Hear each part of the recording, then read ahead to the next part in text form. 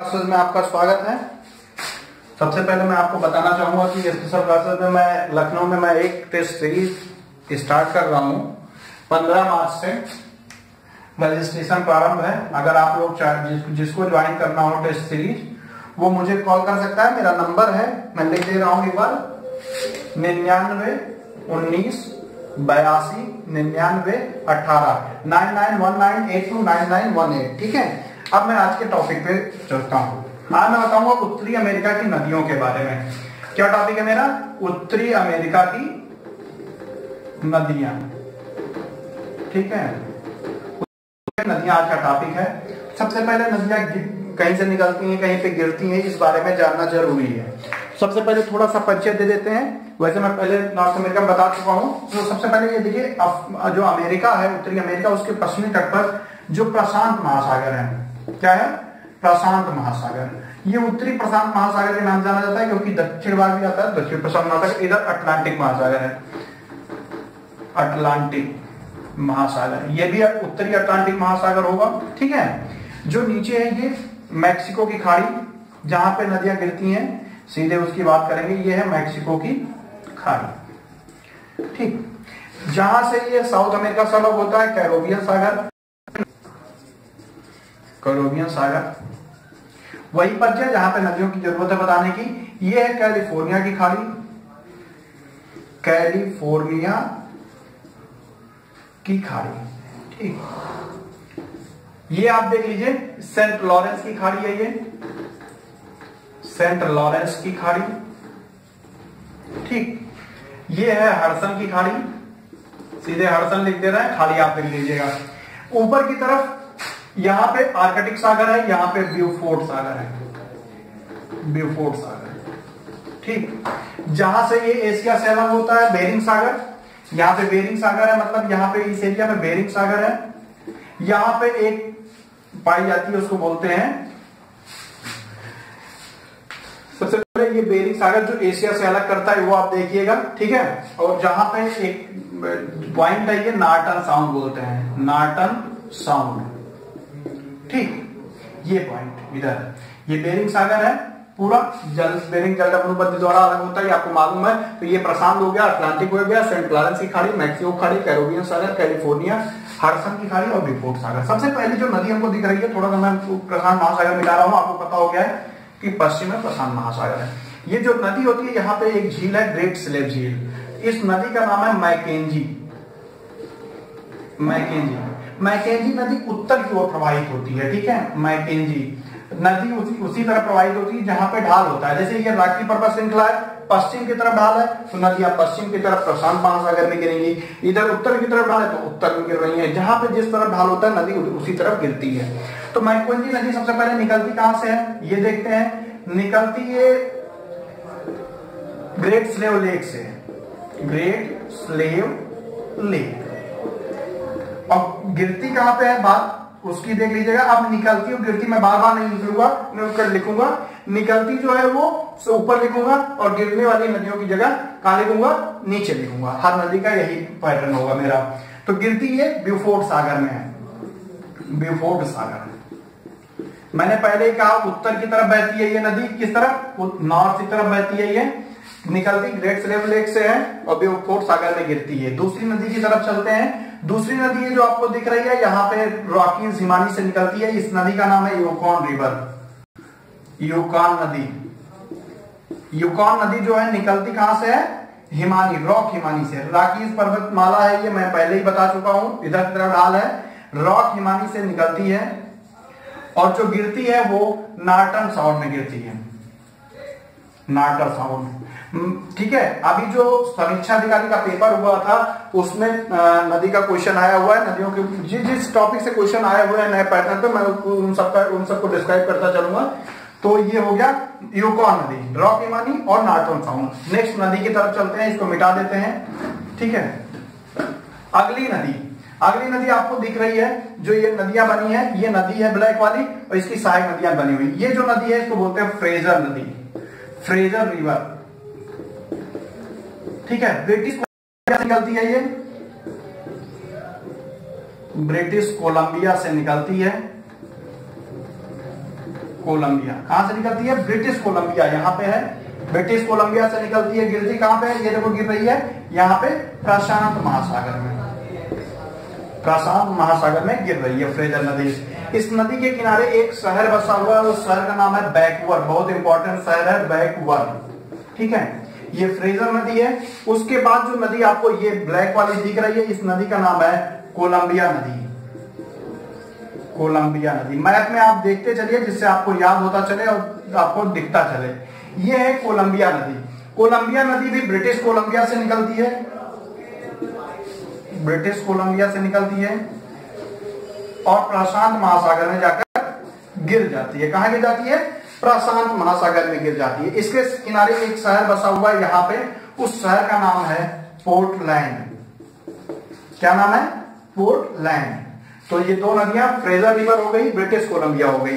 British Columbia नदी की एक सहायक नदी भी आपको ऊपर दिख रही है नीले कलर की, उस नदी का नाम है स्नैक रिवर। ये स्नैक रिवर, स्नैक रिवर ये किसकी सहायक नदी है? कोलंबिया की सहायक नदी है, ठीक है। स्नैक नदी राखी नदी से, राखी पर्वत श्रेणी से निकलती है और ब्रिटिश कोलंबिया, ये आप देख रहे हैं कोलंबिया नदी में जाकर मिल रही है, मतलब कोलंबिया नदी में, ठीक है, मिल जाती है।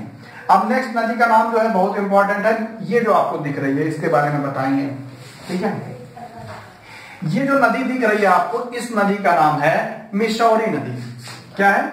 मिसौरी, बहुत इंपॉर्टेंट रिवर है ये मिसौरी नदी, ठीक है। ये रॉकीज पर्वत श्रेणी से निकलती है, यहां से निकलती है, जहां से ये निकल रही है यहां से रॉकीज पर्वत श्रेणी से निकलती है, रॉकी पर्वत श्रेणी से निकलती है, ठीक है। और एक नदी ये आपको बगल में पैरेलल ही दिख रही होगी, इस नदी का नाम है मिसिसिपी, मिसिसिपी नदी।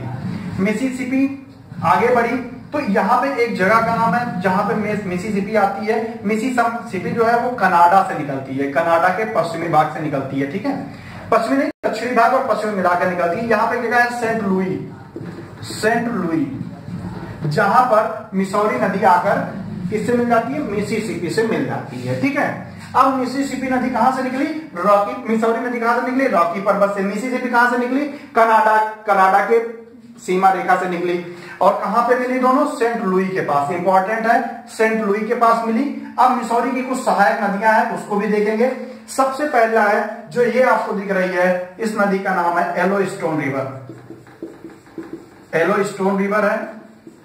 उसके बाद आपको दिख रही है अगली नदी, जिस नदी का नाम है, मैं आपको अंकसास, अंकसास नदी।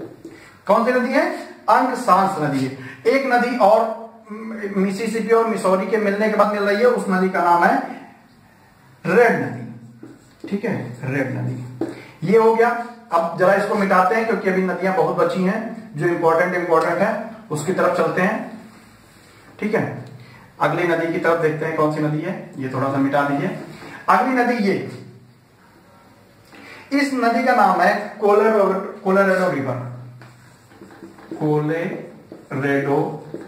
रिवर, ठीक है। आपको दिख रहा होगा कोलोरेडो रिवर, ठीक है। कोलोरेडो रिवर जो निकलती है वो रॉकी पर्वत से निकलती है और गिरती कहां है? ये आपको मैंने पहले ही बताया कि कैलिफोर्निया की खाड़ी है, तो कहां पे गिर जाती है? कैलिफोर्निया की खाड़ी में, ठीक है। गिरती कहां पे? कैलिफोर्निया की खाड़ी, मतलब इधर से रॉकी पर्वत से निकली और कहां पे गिरी? कैलिफोर्निया की खाड़ी में, ठीक है। और ये आप जानते हैं कि इस पे ग्रैंड कैनियन बना हुआ है, विश्व का सबसे बड़ा ग्रैंड कैनियन है, कोलोरेडो रिवर पर ही बना हुआ है। अगली नदी के लिए बिटाना पड़ रहा है बार बार क्योंकि ये छोटा है थोड़ा सा। अगली नदी है, मैं बता रहा हूं, रियो ग्रैंडो रिवर। ये जो नदी जा रही है इसको कहते हैं रियो ग्रैंडो रिवर, ठीक है। रियो ग्रैंडो रिवर नाम है। ये माउंट मैकिनले से निकलती है, मैकिनले से निकलती है और जाकर प्रशांत महासागर में ये गिर जाती है। कहां गिरती है? प्रशांत महासागर में। अभी एक नदी छोटी सी आपको ये दिख रही है जिस नदी का नाम है चपला, चपला। ये सियरा माद्रे श्रेणी से निकलती है, सियरा माद्रे श्रेणी से निकलती है और प्रशांत महासागर में जाके गिर जाती है। ठीक, अब इधर पश्चिम तट की तरफ नदियां हो गई, राखी पर्वत का ढाल किधर है, पश्चिम की तरफ है, इसलिए सारी नदियां इधर वाली पश्चिम की तरफ गिर रही हैं। ठीक है, अब अगली उधर की तरफ चलते हैं, पूरब की तरफ थोड़ा सा। तो सबसे पहले जो नदी हमको दिख रही है वो मैंने बता ही दिया। एक और नदी यहाँ पे ऊपर है, इस नदी का नाम है नेल्सन रिवर। यहाँ पे मिटा देते हैं हम, ये नदी गिर रही है हडसन की खाड़ी में, Nelson river. Nelson river, Victoria झील, नेल्सन रिवर यहां मैं लिख दे रहा हूं नेल्सन, ये विक्टोरिया झील से निकलती है, विक्टोरिया झील से निकलती है। ठीक है, और गिरती कहां पे, हडसन की खाड़ी में, हडसन की खाड़ी में। ठीक, अब अगली जो नदी है वो सेंट लॉरेंस की नदी है। सेंट लॉरेंस जो है ये यहाँ पे 5 झीलें हम पहले ही आप जानते हैं, 5 झीलें सुपीरियर झील के पश्चिमी भाग से निकलती है और इधर होती हुई बहती हुई चली आती है। तो सेंट लॉरेंस रिवर इस नदी का नाम है, मैं जरा मिटा के लिख देता हूं, सेंट लॉरेंस नदी। ये जो नदी दिख रही है ये है सेंट लॉरेंस नदी। जैसा कि आप जानते हैं ये सेंट लॉरेंस की खाड़ी है, सेंट लॉरेंस की खाड़ी में गिरती है, निकलती कहां से है, सुपीरियर झील के पास से, यह झील के पास से निकलती है जो मीठे पानी की सबसे बड़ी झील है और गिरती है सेंट लॉरेंस की खाड़ी में। एक अगली नदी है हडसन नदी, ये आपको दिख रही होगी हडसन नदी। हडसन नदी के किनारे सबसे पहले बात ये जान लीजिए कि चैंपियन झील से निकलती है, इंपॉर्टेंट नदी है, चैंपियन झील से निकलती है, चैंपियन झील से निकलती है और अटलांटिक महासागर में गिरती है, इसलिए इंपॉर्टेंट है ये, अटलांटिक महासागर में गिरती है। इसके किनारे एक बहुत मशहूर शहर बसा हुआ है न्यूयॉर्क। कौन सा शहर है, न्यूयॉर्क। हडसन नदी कहां से निकलती है, चैंपियन झील से निकलती है और अटलांटिक में जाकर मिल जाती है। ठीक है, अगला सेंट लॉरेंस नदी हो चुकी है, एक और नदी यहीं पे ओटावा है, बाकी नदियां बहुत इंपॉर्टेंट नहीं है। अगला जो टॉपिक होगा वो होगा दक्षिण अमेरिका की नदियां होगा। एक चीज और ध्यान दीजिए, थोड़ा सा मैं बता दूं आपको सबसे पहले कि जो कॉन्टिनेंट में नॉर्थ अमेरिका पढ़ा है इसलिए बताना जरूरी है। सबसे बड़ा जो है वो एशिया है, दूसरे नंबर पे है अफ्रीका, फिर नॉर्थ अमेरिका, फिर उसके बाद साउथ अमेरिका, फिर 5वें नंबर पे यूरोप, क्षेत्रफल के क्रम के हिसाब से लिख रहे हैं। फिर 6वां नंबर है अंटार्कटिका, टीका, उसके बाद 7वें नंबर पे आता है ऑस्ट्रेलिया।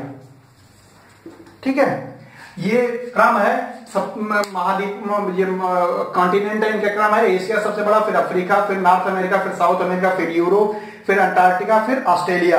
अब 5 देशों के नाम आप जानते ही होंगे। सबसे बड़ी जिनकी तटीय रेखा उनको बता देते हैं। सबसे बड़ी तटीय रेखा जिनकी है वो कनाडा है, तटीय रेखा वाले। सबसे बड़ा देश रूस है, आपको मालूम है, लेकिन तटीय में कनाडा नंबर 1 पे है, कनाडा। ठीक है, कनाडा के बाद इंडोनेशिया है दूसरे नंबर पे तटीय पे, फिर ग्रीनलैंड है, ग्रीनलैंड है, उसके बाद रूस है, चौथे नंबर पे रूस है। ठीक है, ये तटीय सीमा हो गई।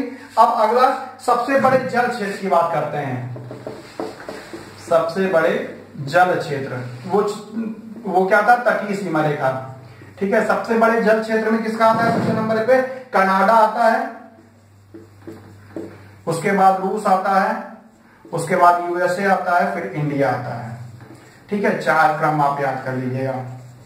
फिर से एक बात देख लीजिए, ये है कॉन्टिनेंट का क्षेत्रफल के हिसाब से क्रम। पहला एशिया, फिर अफ्रीका, फिर नॉर्थ अमेरिका, फिर साउथ अमेरिका, यूरोप, अंटार्कटिका और ऑस्ट्रेलिया।